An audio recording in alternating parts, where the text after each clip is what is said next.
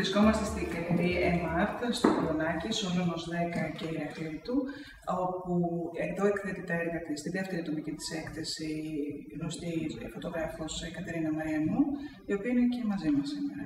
Καλημέρα σας. Καλημέρα, Μαρία. Πείτε μας λίγα λόγια για την έκθεση τη συγκεκριμένη, την οποία βλέπουμε αυτά τα υπέροχα έργα. Η έκθεση έχει... Λέγεται καταρχήν Desire in the Mist. Desire in the Mist, που σημαίνει επιθυμία μες στην ομίχλη. Είναι γυμνά, τα γυμνά με χημικές επεμβάσεις. Το πρώτο μου τεστ έγινε όταν έκανα 22 χρονών, όπου εκεί πάνω πειραματίστηκα και αποφάσισα μετά από τόσα χρόνια να το δείξω. Η πρώτη έκθεση είχε γίνει πριν από 25 χρόνια περίπου, ναι. Πάλι με ένα ανάλογο θέμα, με τη Ζηράνα Ζατέρη. Ήταν και Ζηράνα κιόλας τότε η έκθεση. Ναι, ήταν το 1984. Πάλι το φθινόπωρο. Πάλι για Οκτώβρης, ναι. Και ήταν τα γυμνά πορτρέτα της Ζηράνας Ζατέρη. Όπου εκεί νομίζω είχες εισαγάγει για πρώτη φορά αυτή την τεχνοτροπία με την επέμβαση των χημικών, ναι. Πάνω στο ασπρόμαυρο φόντο, το είδωλο, το ασπρόμαυρο είδωλο. Πάνω στην ασπρόμαυρη εμουλσιόν του φωτογραφικού χαρτιού. Ναι. Και η Ζηράνα επίσης πόζαρε για αυτή την τεχνική, έτσι. Ήταν τότε στην Γκαλερί Νταντά πολύ μεγάλη επιτυχία. Ένας καλός φωτογράφος δεν είναι το εργαλείο που κρατάς, δεν είναι η μηχανή είναι το μέσο, έτσι.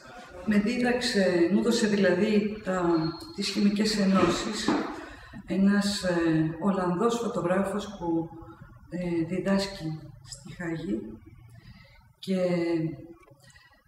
μου είχε δώσει τη δυνατότητα να πάω να σπουδάσω εκεί, στο πανεπιστήμιο, αλλά δεν είχα, φτωχή οικογένεια κλπ. Και έτσι τα καλοκαίρια που έρχονταν εδώ διακοπές, μου έδινε τις ενώσεις, τις συνταγές και πάνω και έκαναμε μερικά τεστ και μετά μ' άφησε μόνο μου και έκανα ό,τι ήθελα. Νομίζω χρειάζεται ένα πολύ καλό μάτι. Από εκεί ξεχωρίζει ο καλλιτέχνης να είναι καλός, κακός ή άριστος. Δεν είναι, πρέπει να έχει ένα καλό μάτι και να κάνει αυτό που λες εσύ. Το πρέπει δεν έχει τόσο σημασία, αλλά... πρέπει, αν μιλάμε για σωστή απόδοση της τέχνης, τέλος πάντων. Εντάξει, αλλά επειδή εγώ είχα το σύνδρομο να κάνω ζωγραφική και δεν τα κατάφερα, και χαίρομαι που δεν τα κατάφερα να κάνω μόνο ζωγραφική, προσπάθησα τις δύο τέχνες να τις φέρω κοντά και νομίζω τα κατάφερα. Για πες μας λίγο για την πορεία σου. Ξεκίνησες από τον Πειραιά, εκεί γεννήθηκες, σπούδασες καλές τέχνες, γραφικές τέχνες και ξεκίνησες στη φωτογραφική σου περιπέτεια περίπου πριν από 25 χρόνια. Λοιπόν, και έγινα φωτογράφος για καθαρά καθημερινότητας, δηλαδή έπρεπε να κερδίσω το ψωμί μου που λένε. Δηλαδή, όχι μόνο κέρδισα το προστοζήν, μου έδωσε ένα ρεαλισμό που αν είχα κλειστεί σε ένα ατελιέ για χρόνια, θα είχα χάσει το νόημα της ζωής μου. Δηλαδή, έχω γυρίσει όλο τον κόσμο, έχω γνωρίσει πολύ κόσμο και το μυαλό μου έχει διευρυνθεί. Ναι, δηλαδή. Η φωτογραφική σου τέχνη είναι πολύ διευρυμένη. Δηλαδή δεν έχεις κάνει μόνο καλλιτεχνική φωτογραφία, έχεις κάνει και πορτρέτα προσωπικότητων. Με απορρόφησε πάρα πολλά χρόνια το εμπορικό, γιατί μου χάρισε ταξίδια και τώρα μεγαλώνοντας αποφάσισα να ασχοληθώ λιγότερο με το εμπορικό κομμάτι, δηλαδή να κάνω επιλεκτικά εμπορικές δουλειές, μόδα. Η μόδα τη λάτρεψα. Δηλαδή... Πριν πάμε στη μόδα, να κάνω μια ερώτηση. Πόσο εύκολο είναι να φωτογραφίσεις ένα καλλιτέχνη που έγινε πολιτικό? Αυτό που μου έκανε εντύπωση, τραβώντας όλες αυτές τις προσωπικότητες, πάντα λέγανε τι ωραίο που βγήκε ο τάδε, έτσι, τι ωραίο που βγήκε η τάδε. Πολύ λίγοι που θέλανε να μάθουν ποιος είναι ο φωτογράφος που έκανε ένα ωραίο πορτρέτο του τάδε ή της τάδε. Ενώ με τη μόδα ήταν ακριβώς το αντίθετο. Περνάμε τώρα στη μόδα. Ναι. Στη μόδα έχεις αφήσει όνομα, θα έλεγα, ότι έχεις άψογη αισθητική όσον αφορά στο αποτέλεσμα των απεικονίσεων, των θεμάτων σου και των μοντέλων σου. Ο κόσμος της μόδας για μένα είναι πλάβη, αλλά απ' την άλλη είναι ότι είσαι αναποκατάστατος. Όσο πιο απλή είναι μια εικόνα, όσο πιο δύναμη έχει, η εικόνα, το μοντέλο, το ρούχο, η κίνηση, ο χώρος, το φως πάνω απ' όλα. Γιατί μου αρέσει πολύ το daylight φως, δηλαδή το φως της μέρας, παρά το flash.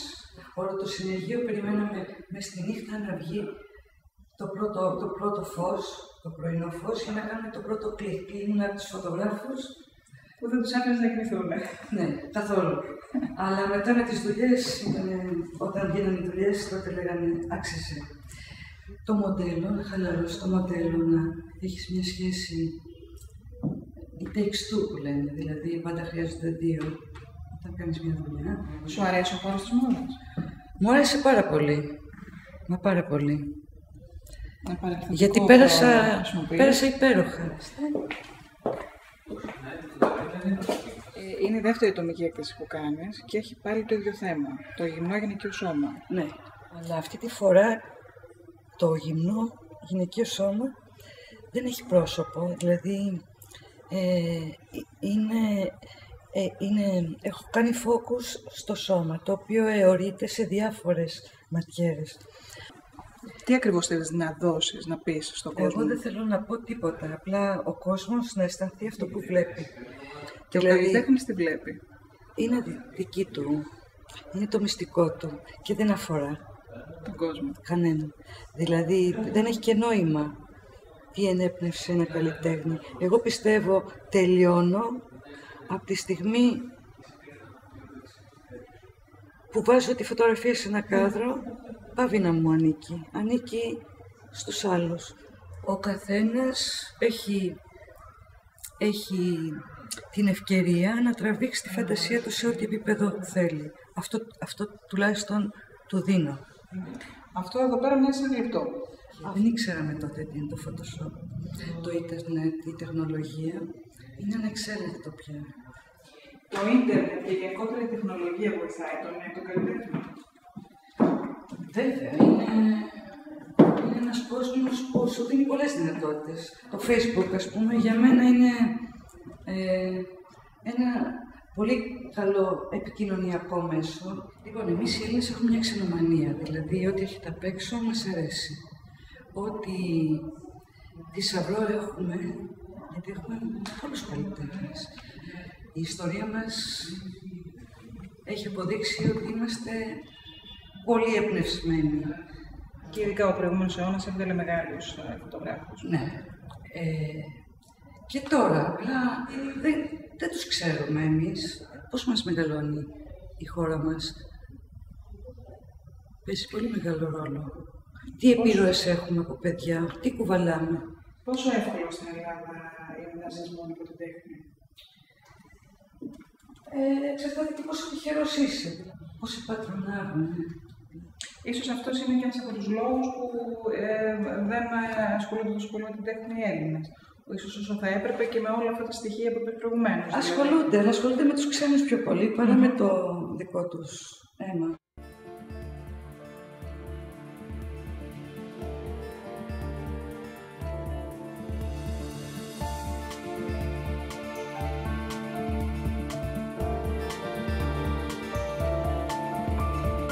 Η θεματολογία της νέας σου έκθεσης?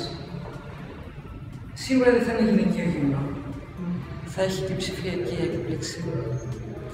Και να σε ευχαριστήσω, Μαρία Καλαφάτη, για την πρόταση που μου έκανες, για την πρόκληση να κάνουμε αυτό το γύρισμα που θα κρατήσει μετά την έκθεση. Τιμή μου.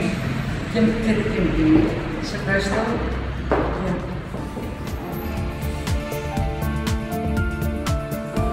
Yeah.